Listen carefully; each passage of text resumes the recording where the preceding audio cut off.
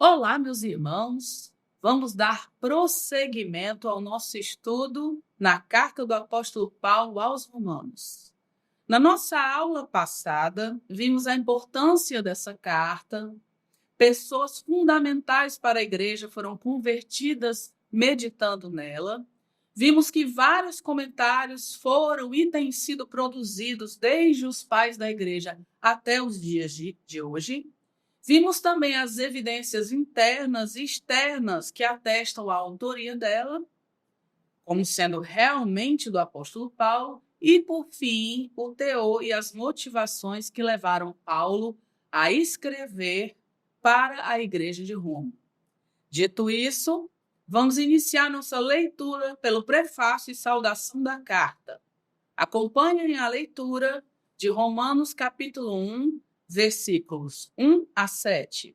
Paulo, servo de Jesus Cristo, chamado para ser apóstolo, separado para o evangelho de Deus, o qual foi por Deus outrora prometido por intermédio dos seus profetas nas sagradas escrituras, com respeito ao seu filho, o qual, segundo a carne, veio da descendência de Davi e foi designado Filho de Deus com poder segundo o Espírito de Santidade, pela ressurreição dos mortos, a saber, Jesus Cristo, nosso Senhor, por intermédio de quem viemos a receber graça e apostolado por amor do seu nome, para a obediência por fé entre todos os gentios, de cujo número sois também vós, chamados para serdes de Jesus Cristo.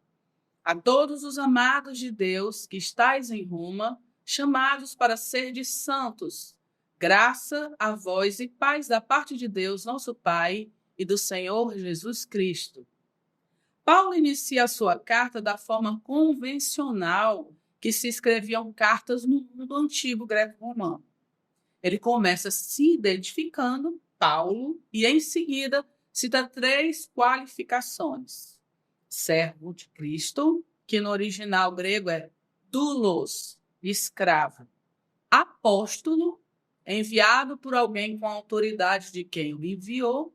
No caso de Paulo, foi chamado pelo próprio Jesus Cristo, com a autoridade dada pelo próprio Cristo para pregar o Evangelho. E separado para o Evangelho, chamado em Deus para pregar o Evangelho.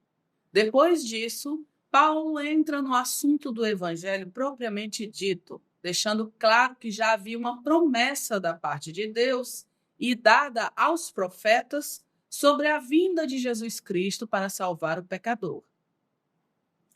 Esse evangelho que Paulo prega não é uma novidade, nem mesmo algo inventado por Paulo. Nas Escrituras, Deus já havia dito ao seu povo, através dos profetas, que um dia enviaria o Messias, o Cristo.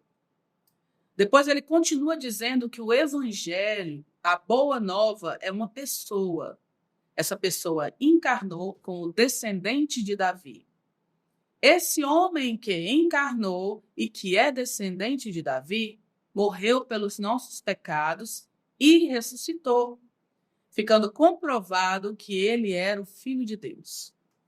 Paulo comunica aos irmãos que ele foi chamado pelo próprio Jesus para anunciar essa boa nova aos gentios. Nos versículos 6 e 7, Paulo identifica os destinatários da carta, de cujo número sois também vós, chamados para serdes de Jesus Cristo. A todos os amados de Deus que estáis em Roma, chamados para serdes santos, graças a vós outros e paz da parte de Deus, nosso Pai, e do Senhor Jesus Cristo. Paulo conclui a sua saudação à Igreja de Roma, desejando graça e paz da parte de Deus e do Senhor Jesus Cristo, mostrando que Jesus é o Filho de Deus, feito da mesma substância do Pai, portanto, sendo Deus. Do versículo 8 até o versículo 15, Paulo fala dos seus planos de visitar a igreja de Roma. Paulo diz que sempre orava pelos irmãos de Roma, e um parênteses aqui, Paulo nunca esteve nesta igreja, ainda não a conhecia pessoalmente.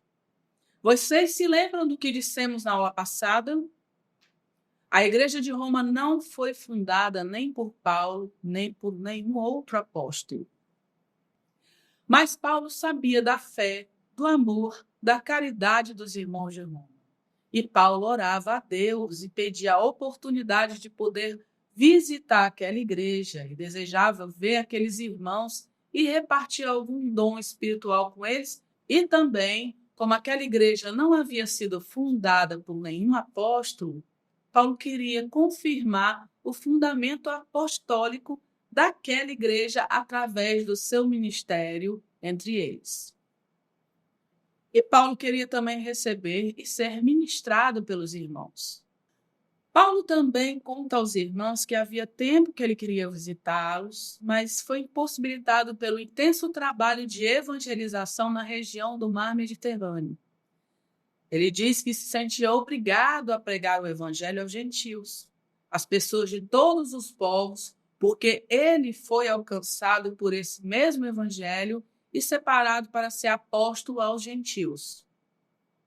Os versículos 16 e 17 tratam do tema central de Romanos, que é a justificação pela fé em Jesus Cristo. Como já dissemos na nossa primeira aula, Martinho Lutero teve os olhos abertos ao meditar nesses versículos. Pois não me envergonho do evangelho, porque é o poder de Deus para a salvação de todo aquele que crê, primeiro do judeu e também do grego, visto que a justiça de Deus se revela no evangelho de fé em fé, como está escrito, o justo viverá por fé. Por que Paulo disse, não me envergonho do evangelho? Ora, sabemos que Paulo era um fariseu zeloso, perseguidor dos cristãos, consentiu na morte de Estevão, o primeiro mártir da igreja.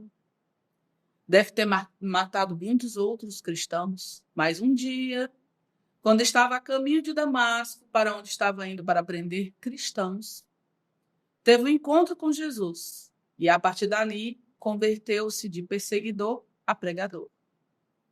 E ele continua dizendo que há poder no evangelho e não é qualquer poder. É poder de Deus que não pode ser suplantado por nenhum poder terreno. Nada pode nos salvar dos nossos pecados, somente o evangelho de Jesus Cristo. É a plena manifestação de Deus para a salvação, primeiro dos judeus, a quem foi oferecido primeiro, depois aos gentios.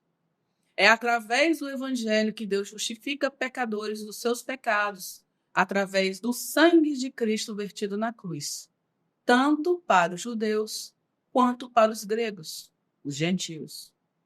Só há um caminho para a salvação: Jesus Cristo. Daí, Paulo cita o texto que está em Abacuque 2,4: o justo viverá por fé.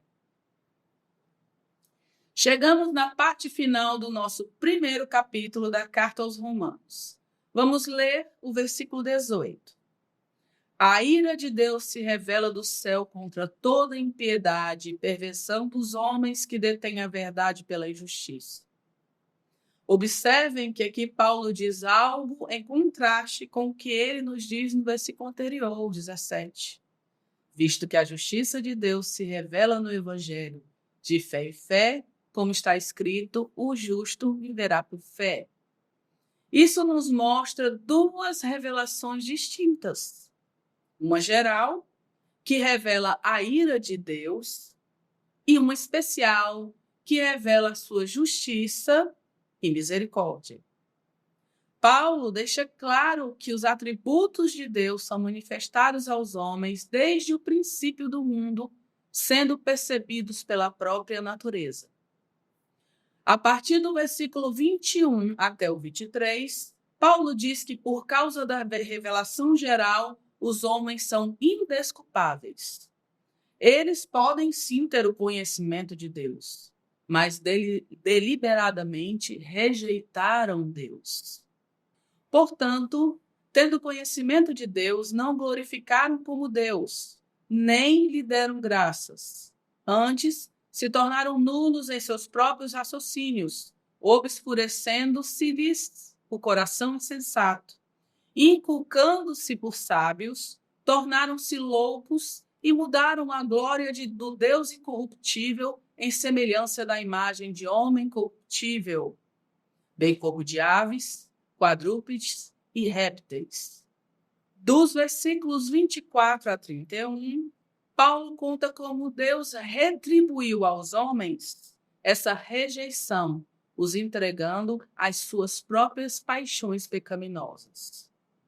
Por isso, Deus entregou tais homens à imundícia pelas concupiscências de seu próprio coração, para desonrarem o seu corpo em si, pois eles mudaram a verdade de Deus em mentira, adorando e servindo a criaturas em lugar do Criador, o qual é bendito eternamente. Amém. Por causa disso, os entregou Deus a paixões infames, porque até as mulheres mudaram o modo natural de suas relações íntimas por outro, contrário à natureza.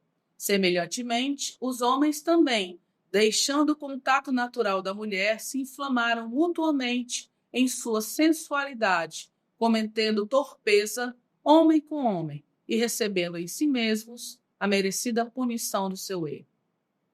Aqui temos versículos que mostram claramente que as relações homoafetivas, homossexuais, são abominadas por Deus. Elas nascem do próprio coração pecaminoso do homem caído. No mundo de hoje, dizer tais coisas implica em crime de homofobia. Escutem o que eu digo. Um dia, e bem em breve, os pastores serão proibidos de pregar sobre isso nos púlpitos das igrejas, sob pena de serem presos. O último versículo desse capítulo mostra a rebelião total do ser humano contra Deus. Ora, conhecendo eles a sentença de Deus, de que são passíveis de morte os que tais coisas praticam, não somente as fazem, mas também aprovam os que assim procedem.